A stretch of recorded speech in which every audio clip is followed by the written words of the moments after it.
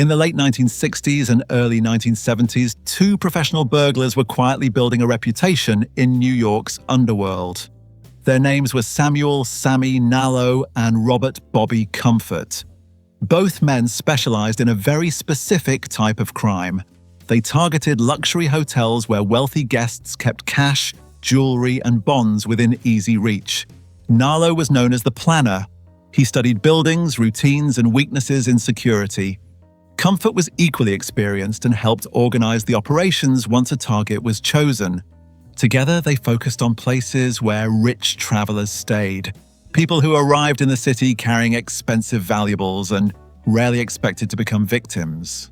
Before the Pierre Hotel robbery was ever imagined, the pair had already carried out several major thefts across Manhattan. Their most famous early job involved actress Sophia Loren. In 1971, Nalo and Comfort broke into Loren's suite at the Sherry Netherland Hotel and stole roughly $1 million in jewelry and cash. Loren later described the thieves as polite during the incident and never identified them to authorities. The job reinforced their confidence. It also confirmed something they had already suspected. High-end hotels were filled with wealthy targets and surprisingly weak overnight security. After the Loren theft, Nalo and Comfort continued focusing on the same environment. They carried out burglaries at several prestigious New York hotels, including the Regency Hotel, the Drake Hotel, the Carlyle Hotel, and the St. Regis. Each job followed a similar pattern: careful preparation, quiet entry, quick removal of valuables. By the end of 1971, the two men had become specialists in a very narrow criminal trade. They knew how luxury hotels operated, they understood staff routines, security coverage, and where wealthy guests stored their valuables. That experience led them to a new idea. Instead of stealing from one room at a time, they would go after an entire hotel vault. The target they chose would become the scene of one of the largest hotel robberies in history. By 1971, Sammy Nalo and Robert Bobby Comfort had spent years studying luxury hotels across Manhattan. They knew the routines, the security gaps, and the habits of wealthy guests who stayed in those buildings. Their experience eventually led them to a property that stood out from the rest. The Pierre Hotel sat on the corner of 5th Avenue and 61st Street, directly across from Central Park. The building had opened in 1930 and quickly became one of the most prestigious hotels in New York City. Presidents, international business figures, and celebrities frequently stayed there. Guests over the years included people like Richard Nixon, Coco Chanel, Karl Lagerfeld, Elizabeth Taylor, Audrey Hepburn, and Joan Collins. The hotel itself was a towering structure with 41 floors and more than 700 rooms, designed to cater to extremely wealthy travelers. For men like Nalo and Comfort, those details meant opportunity.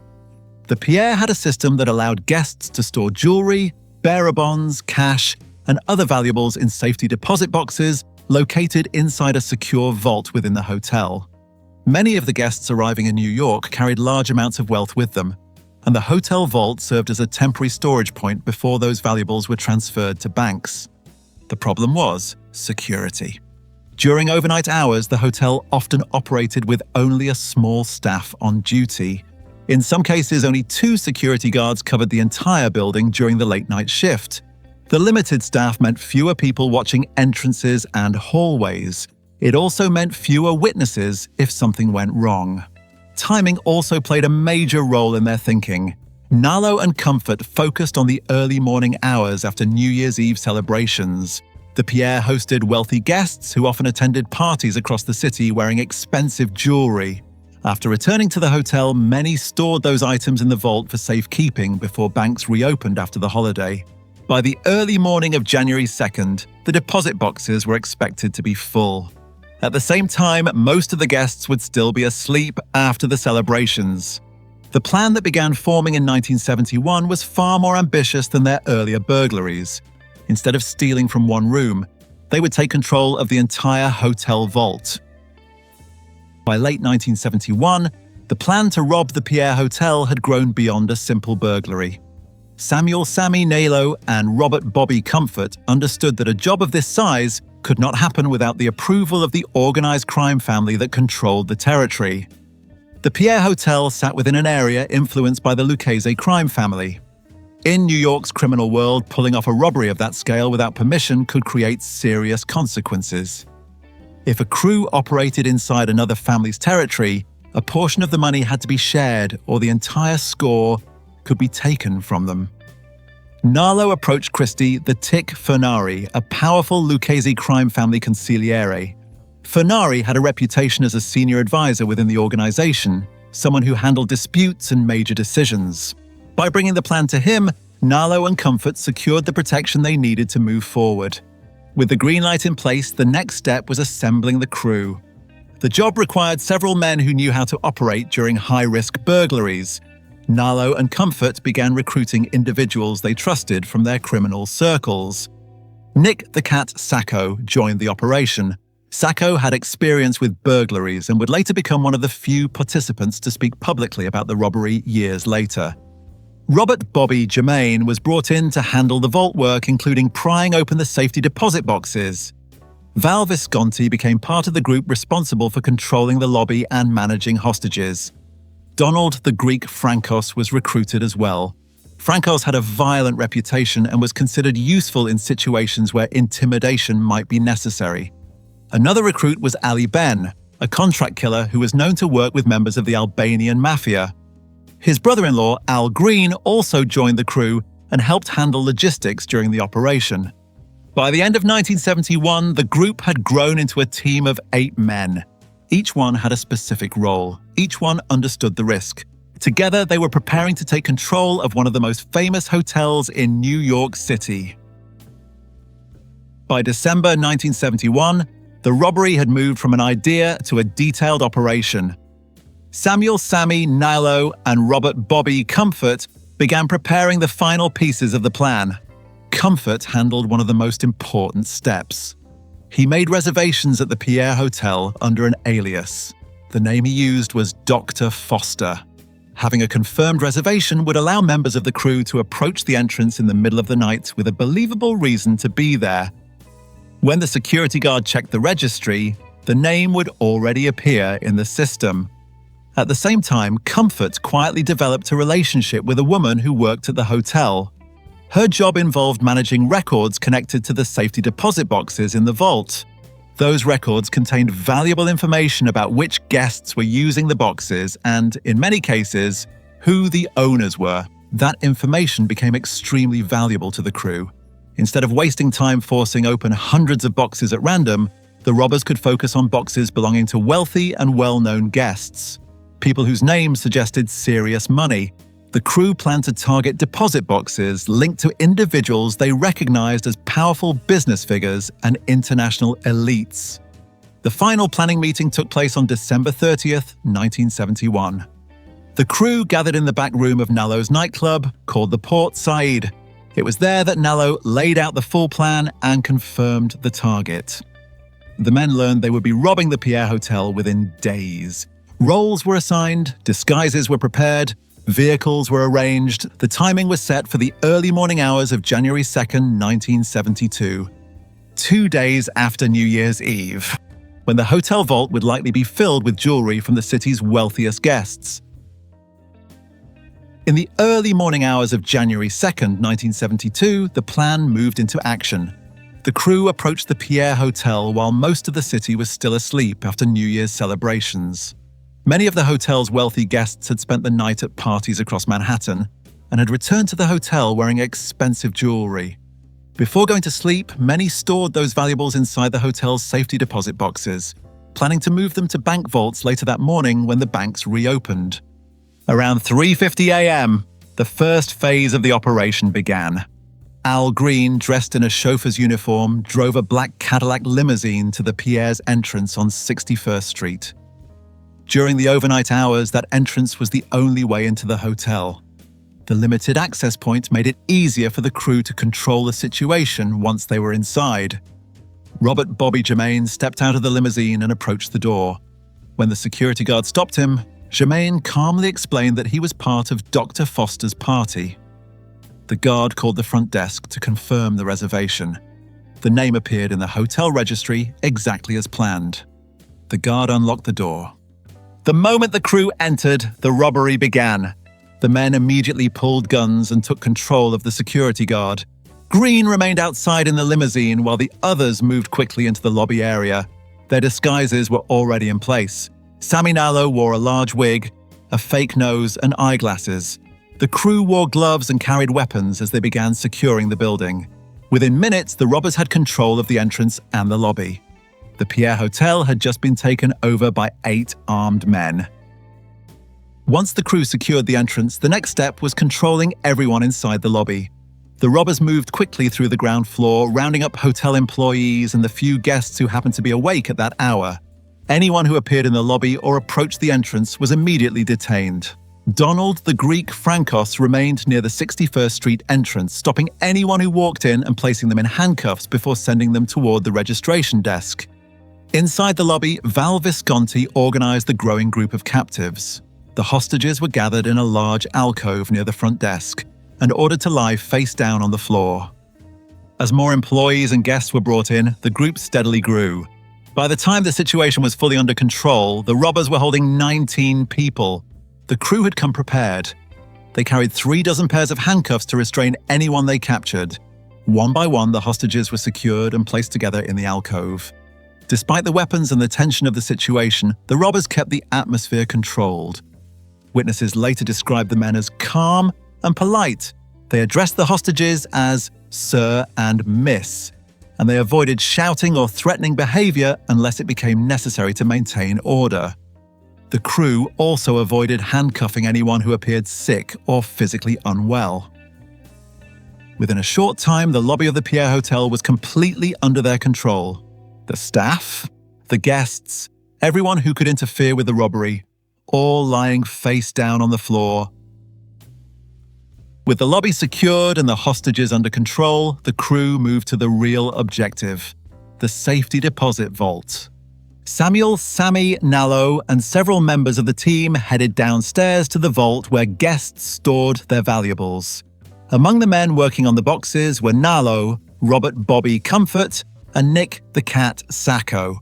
Robert Bobby Germain was also involved, using tools to pry open the locked compartments. The crew had one major advantage: they were not working blindly. Before the robbery, Comfort had obtained records that linked safety deposit boxes to the names of the guests who owned them. Inside the vault, Nalo forced the hotel auditor to hand over the index cards that matched those boxes to their depositors. Using those names as a guide, the thieves focused only on boxes belonging to people they recognized as wealthy or influential. Among the names they targeted were Harold Uris, Tom Yorkie, and Calliope Koulou-Kundis, individuals known for their wealth and high social standing. By focusing on specific boxes, the robbers avoided wasting time on compartments that were unlikely to contain valuable items. The work was fast, but methodical.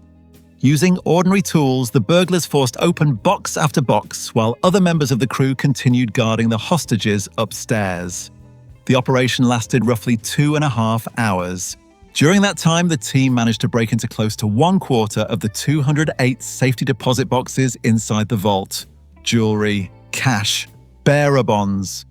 The valuables quickly began piling up. By the time they were finished, the crew had taken an estimated $3 million in valuables, an amount that would equal roughly $27 million in today's money. The largest hotel robbery in history was unfolding quietly beneath the lobby of the Pierre Hotel. Even with careful planning, not everything inside the Pierre Hotel unfolded the way the crew expected. As the robbery continued, a situation developed among the hostages in the lobby. One of the captives suddenly suffered a heart attack. The emergency forced Robert Bobby Comfort to make a decision. If the man died, the robbery would turn into something far more serious than a burglary. Comfort reacted quickly. Wearing a concierge jacket, he called emergency services and reported the medical emergency while presenting himself as a hotel employee. When police and medical personnel arrived, they focused on treating the victim rather than questioning what was happening in the building. The man was transported to a hospital and survived the incident. According to later accounts, he never reported anything about the robbery to the authorities. While that crisis was unfolding, another unexpected situation emerged upstairs. A newly married guest staying at the hotel had quietly arranged to meet his mistress later that night in another room. The woman happened to be downstairs in the lobby when the robbers took control of the area. She was among the hostages gathered near the registration desk. Meanwhile, the groom, unaware of what was happening, began repeatedly calling the front desk when he could not reach anyone and noticed the elevators were not operating. Eventually, members of the crew went to his room while pretending to be hotel staff. When they entered, they took him hostage as well, waking both his new bride and her mother in the process. When the groom was brought downstairs to the lobby, the situation became immediately obvious. His mistress saw him standing there beside his new wife. The two women began arguing in front of the other hostages and the robbers. What had started as a carefully planned robbery suddenly included a loud domestic confrontation in the middle of the Pierre Hotel lobby. For the crew, it was another complication in a night already full of unexpected moments. But the robbery continued. By the early morning hours, the crew knew their time inside the Pierre Hotel was running out. The plan had always been to leave before the morning staff arrived. The next shift of hotel employees was scheduled to begin at 7 a.m., which meant the robbers had to finish their work and disappear before the building returned to normal activity. At around 6:15 a.m., Robert Bobby Comfort told the hostages the robbery was over. He warned them not to tell the police if they believed they could identify anyone involved. The threat was clear. If anyone spoke to authorities, they would be killed. Before leaving, the robbers did something unusual. Comfort handed $20 to each of the hotel employees they had detained during the robbery. The only people who did not receive the money were the security guards. Members of the crew believed guards had the same mentality as police officers and did not deserve the gesture. Shortly after the crew began leaving the hotel, it was around 6:30 a.m. The operation had lasted roughly 2.5 hours. Outside, their escape nearly fell apart. One of the getaway vehicles, the limousine parked in front of the hotel, would not start because the battery had died. Another car from the crew attempted to jump the vehicle, making an illegal turn in the process. The maneuver caught the attention of nearby police officers, but instead of investigating the situation further, the officers simply helped the men jumpstart the limousine and sent them on their way. The robbers drove off with millions of dollars in jewelry, cash, and bonds taken from the hotel vault. Within minutes, they were gone. Behind them, the Pierre Hotel staff slowly began freeing the hostages, and the largest hotel robbery in history had just taken place. Once the crew left the Pierre Hotel, they faced a different kind of challenge. Stealing the valuables had been complicated. Turning those valuables into usable money would prove even harder. Sammy Nalo turned to the same connection that had approved the robbery in the first place. He approached Christy the Tick Fenari, the Luque's crime family consigliere, hoping Fenari could help fence the stolen jewelry and convert it into cash. Fenari agreed to help, but his terms shocked Nalo. He demanded 33% of the entire take. For Nalo, the price was outrageous. After organizing the robbery and risking arrest, he had no intention of giving away a third of the loot. Furious over the demand, Nalo refused the deal and decided to move the valuables somewhere safer while he searched for other buyers. Much of the stolen property was transported to the home of a friend in Detroit, Michigan. The idea was to keep the jewelry out of New York while the crew figured out how to quietly sell it through other criminal channels. Meanwhile, Robert Bobby Comfort returned to Rochester, New York, where he lived. From there, he began working through Mafia contacts in the Rochester underworld in an attempt to move some of the stolen jewelry. The process of fencing the goods was slow and risky. Unlike cash, valuable diamonds and registered pieces of jewelry could not easily be sold without attracting attention. Inside the crew, tension began to build. The robbery had produced millions of dollars in valuables, but turning that wealth into cash required trust between criminals. And in the world they operated in, trust rarely lasted very long. The success of the robbery did not bring stability to the crew. In the weeks that followed, the situation began to unravel. Police were already paying attention to Sammy Nalo and Robert Bobby Comfort. Both men were well known to investigators because of their earlier hotel burglaries. Authorities began monitoring their movements, hoping to connect them to the Pierre Hotel robbery. Within weeks, both men were arrested during a raid on a safe house where they were staying. However, investigators were unable to directly prove their involvement in the Pierre robbery. Instead, Nalo and Comfort were charged with possession of stolen property in an unrelated case. Both men eventually received 4-year prison sentences. They never admitted any involvement in the Pierre Hotel heist and never identified anyone else connected to the crime. While they were in custody, the stolen fortune began to disappear. The friend in Detroit who had been storing part of the jewelry became nervous about the situation. Fearing trouble with the police, he turned over approximately $750,000 worth of jewels to authorities. At the same time, another associate who had access to part of the stolen property vanished. He fled to Mexico with a large portion of the valuables and was never heard from again. Inside the crew, anger began to spread. Donald, the Greek Frankos, believed he had been cheated out of his share of the robbery. He had expected to receive $750,000, but initially received only $50,000. Over time, his payout increased, but it eventually reached only $175,000. Other members of the crew received similar reduced shares. The missing money created suspicion between the men who had carried out the heist. What had started as one of the most successful robberies in New York history was now turning into a feud among the criminals who committed it. The years after the Pierre Hotel robbery were filled with tension, resentment, and violence among the men who had taken part in the heist. One of the most angry members of the crew was Donald, the Greek Frankos. Frankos believed that Sammy Nalo had cheated several members of the group out of their full shares of the robbery. In Frankos' view, millions had been stolen from the vault, yet much of that money had disappeared before it could be divided among the crew. Frankos directed much of his anger toward 2 other members of the team, Ali Ben and his brother-in-law, Al Green. Even though he suspected they had also been cheated, Frankos eventually decided they were responsible for part of the missing money. In 1981, nearly a decade after the robbery, Frankos tracked down both men. He murdered them. The killings were part of a long-running feud tied to the money stolen from the Pierre Hotel. Sammy Nalo would also meet a violent end. In 1988, Nalo was shot and killed by an unknown gunman. Despite the tensions that had existed between the crew members, there is no verified evidence linking Donald Frankos to Nalo's murder. The identity of the killer has never been confirmed.